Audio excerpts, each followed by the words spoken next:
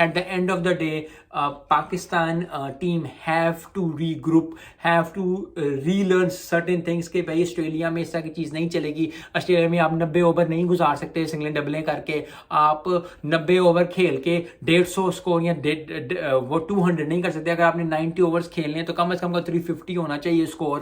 سو یہ چیزیں پاکستان کو بہت جلدی لرن کرنی پڑیں گی کیونکہ ٹیسٹ دوسرا آئے گا ہی آئے گا, اور ٹائم چاہے آپ چاہو چاہے آپ نہ چاہو آپ کو وہ ٹائم اسپینڈ کرنا ہی پڑے گا, اور پھر سارے ملک کی ساری دنیا کی نظریں آپ پہ ہوتی ہیں.